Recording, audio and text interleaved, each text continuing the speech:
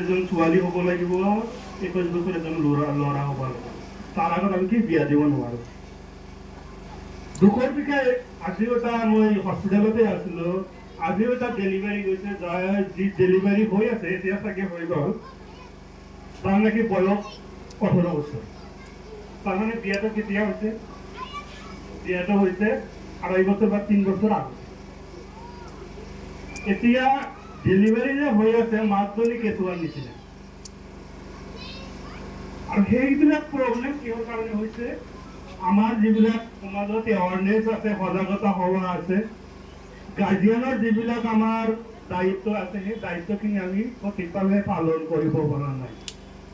আমি যদি সঠিকভাৱে পালন কৰিব পৰা হ'লো হয়, তেনেহ'লে আজি এনেকুৱা এটা ইনচিডেণ্ট, খালি আজি এইটো নহয়, আমাৰ সপ্তাহত 2-3টা এনেকুৱা টিনেজ প্ৰেগনেঞ্চি আমি পাই আছো। কিহৰ কাৰণে? মানে এনেকুৱা হৈ আছে যে ছোৱালী এটা হাই স্কুলত গৈছে, দেখাত অলপ সুন্দৰ হৈছে, মাক দেউতাকে কি কৰিছে, ভাল এটা ঘৰ আহিছে, বিয়া পাতি দিছে। কিন্তু দেখা পায় এইটো ছোৱালী যেতিয়া মানে ডেলিভাৰীৰ সময়ত বা TNC আমাৰ এন্টিনেটাল যিটো চেকআপ হয়, সেইটো সময়ত যদি যায়, আমি কেতিয়াবা সুধি দিওঁ যে তোমাৰ কিমান বয়স হৈছে? 16 বছৰ 17 বছৰ। বিয়াটো কোনে দিছে? তোমাৰ নিজৰ ইচ্ছা না মা দেউতাকৰ ইচ্ছা? তেতিয়া দেখা যায় যে more than 50% কি আছে, তেনেকুৱা পেচেণ্টৰ মাক দেউতাকৰ ইচ্ছাই বিয়া হৈছে। এতিয়া জগৰীয়া কাক কৰিব? দোষ কাক দিব? আমাৰে, মোৰে ছোৱালী, মোৰে ভনী, মোৰে পেহী, যি কি নহওক কিয়, মোৰ ঘৰৰ পৰাই হৈছে। আগতে আপোনালোকে কি কৰিছে কৰক, সেইটো সময় পাৰ হৈছে, এতিয়া আৰু সেই দিন নাই। আগতে এনেকুৱা হৈছিলে, আমাৰ এই ছাৰে কৈছে যে জন্মৰ কি চাৰ্টিফিকেটৰ কথা কৈছে। আজিৰ দিনত কি কৈছে, জন্ম এটা আজি যদি এটা কেঁচুৱাৰ জন্ম হ'ল, জন্মৰ 21 দিনৰ ভিতৰত এইটো পঞ্জীয়ন কৰিব লাগে। কিন্তু দেখা গৈছিল আগৰ সময়ত আমি কি কৰিছো, এটা ঘৰত যদি 10টা বাচ্চা হৈছে, 7টা বাচ্চা হৈছে, একেদিনা কৈছো আমি। গোটেইকেইটা বাচ্চা যেতিয়া ডেলিভাৰী হয় মানে চব ডাঙৰ ডাঙৰ হৈছে, হাই ছেকেণ্ডাৰীত গৈছে, তেতিয়া আমি বাৰ্থ চাৰ্টিফিকেটৰ কাৰণে গৈছো। কৈছে বাৰ্থ চাৰ্টিফিকেট দিয়ে, সিয়ে তাক সুধিছে বাচ্চা কেইজনে? কৈছে 7জন বাচ্চা। ঠিক আছে, 2 বছৰ গেপ কৰি কি চাৰ্টিফিকেটখন দি দিও।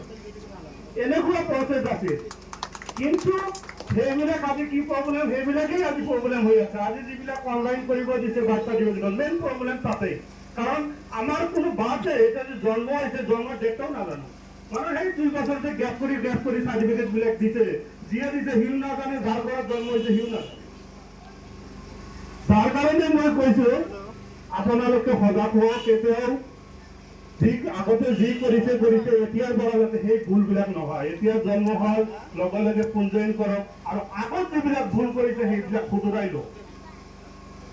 কাৰণ আমাৰ গভৰ্ণমেণ্ট বহুত ষ্ট্ৰিক হৈছে, কেতিয়া কি কৰি দিয়ে ক'ব নোৱাৰে। আপোনালোকে NRC সময়ত ভুগিছে, বহুতো মানুহে, আমি আমাৰ ফেমিলিৰ পৰা বহুতো মানুহে ভুগিছো NRC সময়ত।